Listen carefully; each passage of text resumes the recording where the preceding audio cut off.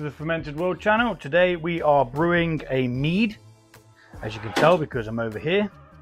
But we're doing a traditional mead and we're doing it a little bit different this time. We are going to be using 3 of these instead of 2 to try and eliminate the process of having to back sweeten. Now, back sweetening is where your sugars are fermented out and you're not quite happy with the sweetness. You want to add a little bit more sweetness, so then you add more honey.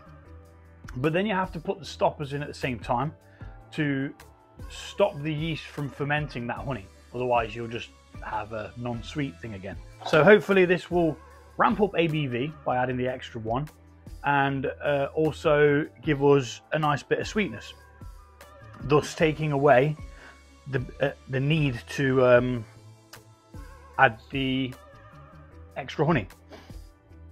All it does is just takes one of the processes away, one part of the process. So yesterday I put too much water in and we had quite a warm start. So today I am just going to put half a litre in and we're going to see how that goes. This is for a mate, this one is. He likes the Blossom Traditional that I do, so we're going to be doing that. I'm going to get some honey in there, which I'm going to speed up because it's just boring and long.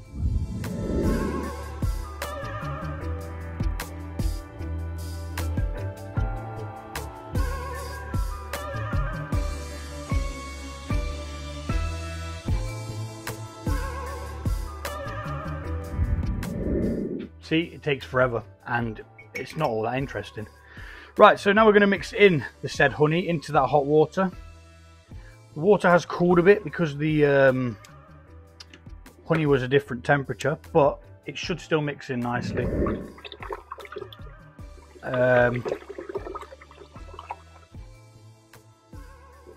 we're going to add a bit of more water to this anyway. We just want to get the most of it diluted in.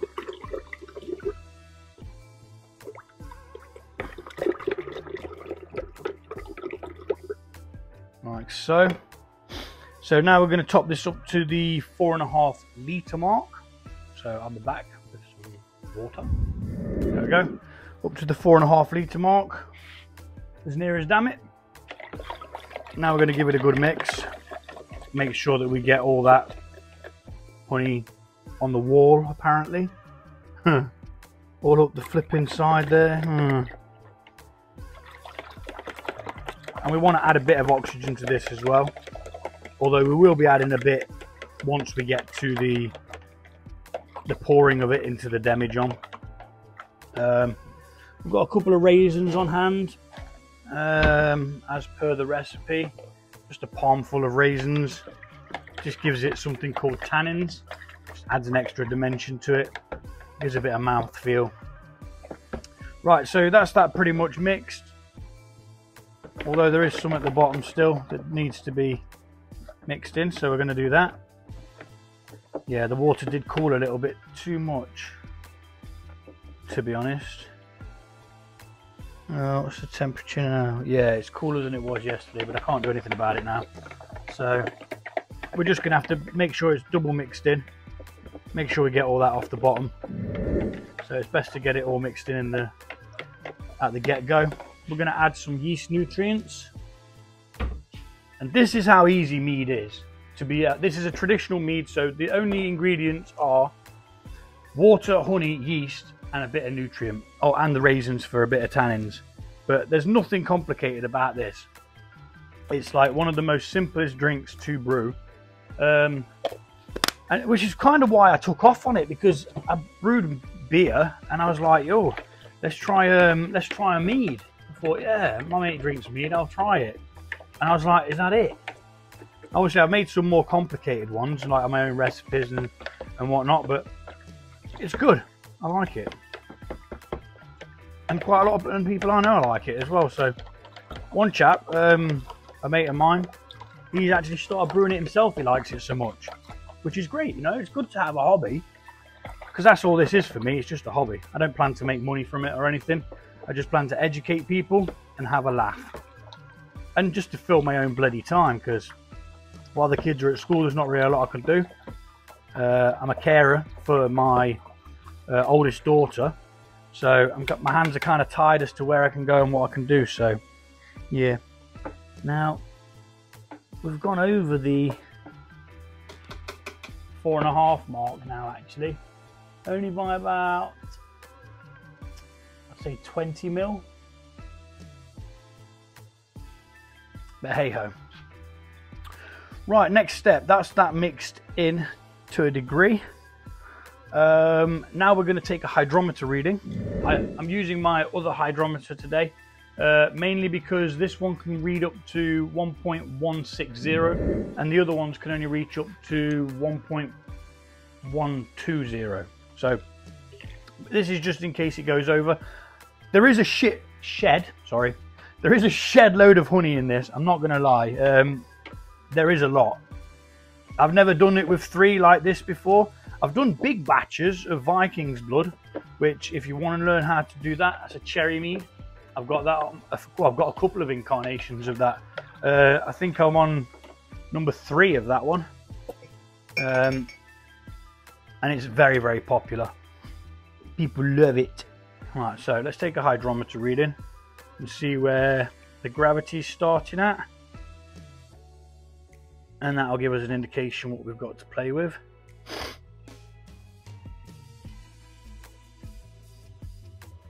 And a guideline of what the potential ABV could be. Okay, it's looking like we're starting at 50, 1.150, which is the highest start gravity I've ever had. But I expected that because of the extra honey. Because normally what I'd do is I say Backsweeten. It would be, so it's 48 actually. It's 1.148.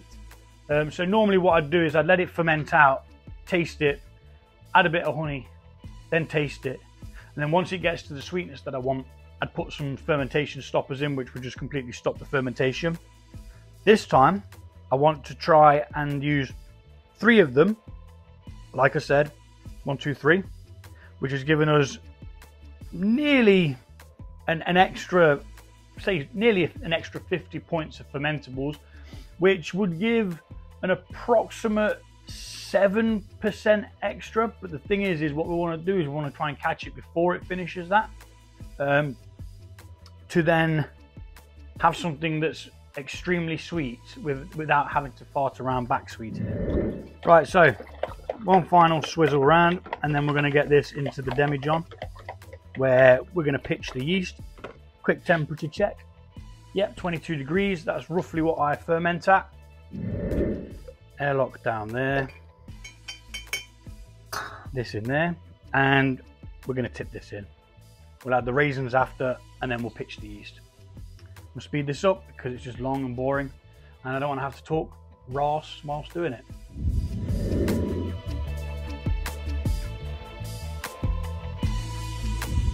See, very boring and without event. So I've got what's left of my raisins here. I'm just going to finish these off in that.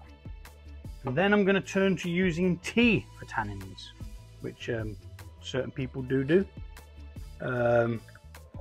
I just used raisins because I had them in and I said, well, I'll finish using all the raisins up and then we can get on with the using tea. Right, so Mangrove Jacks, this is the yeast I swear by. It just motors through pretty much absolutely everything I've ever thrown at it. So half a packet, because you don't need a full packet. This whole packet can ferment a maximum of 23 litres. We're doing 1 gallon, which is 4.5 litres. So we really don't need, even half a pack is overkill, but half a pack will give it a good start.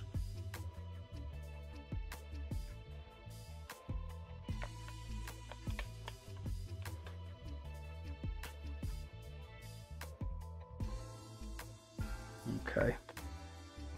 Yep, I'm happy with that. Fold it over. Give it the clamp and into the fridge again so that it goes back to sleep. and that just keeps it fresh, ready for action next time you want to brew a mead, which won't be very long because I've got many ideas and I need to get them into practice. I'm going to make sure all that yeast is wet. Give it another good stir.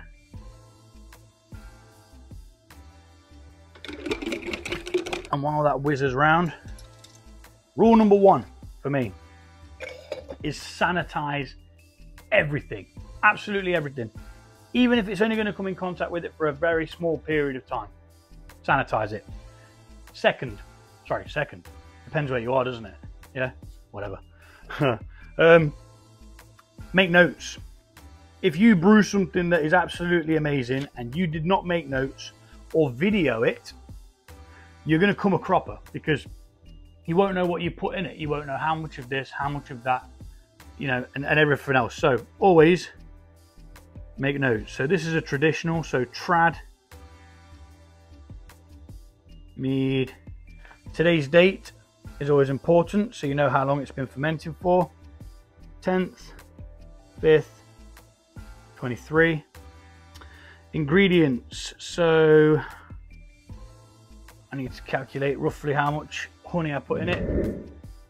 2,160 grams of blossom honey.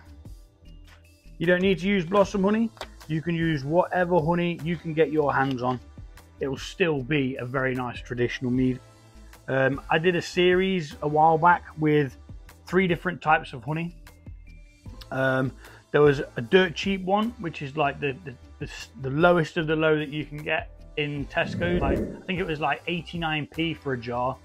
And you know what? It made a nice mead. It wasn't bad at all. Then you got the blossom honey, which I use from Hilltop.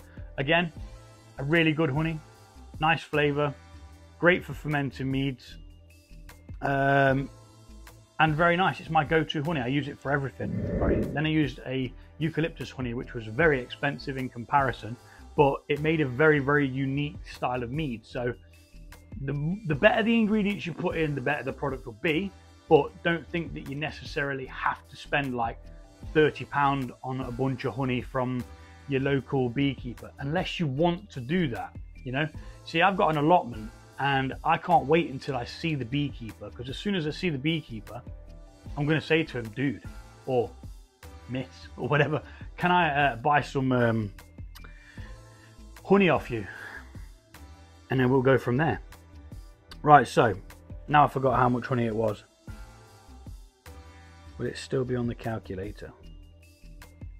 Yes, 2,160, just yabbering. 2,160 honey. Right, I'll come back and finish the notes after. But literally, there's nothing else in this apart from honey, yeast, and water. You've got a little bit of yeast nutrients, but which you do and you don't have to use, because I believe the Mangrove Jack's mead yeast, I think that has a nutrient inside it anyway. The reason we use nutrients is because honey does not have any nutrients in it for the yeast to consume, to give it the environment that it needs. But there you go, that is your traditional mead, nothing else to it. And we'll be back when we come to bottle this, because it won't be back sweetened, because it's already sweetened, unless it accidentally ferments out all of the honey, which then in that case we will have to come back and sweeten it, which will ramp up the price a little bit, but at the same time it doesn't matter, does it? You want it sweet, so you're going to do whatever you've got to do to keep it sweet. See, these are old things here, so once the bubbles start, that's going to rise up. They were my mum's, these, a lot of this kit. And there you have it, one traditional mead. I'm going to label it up, finish my notes, bada bom bada bing. This one's, like I say, this isn't even mine, this is my mate's. The whole batch is going to be his. He's paying for it, so yeah, I get a video out of it, he gets loads of yummy mead. Happy days. Thanks for watching, and I'll catch you all later.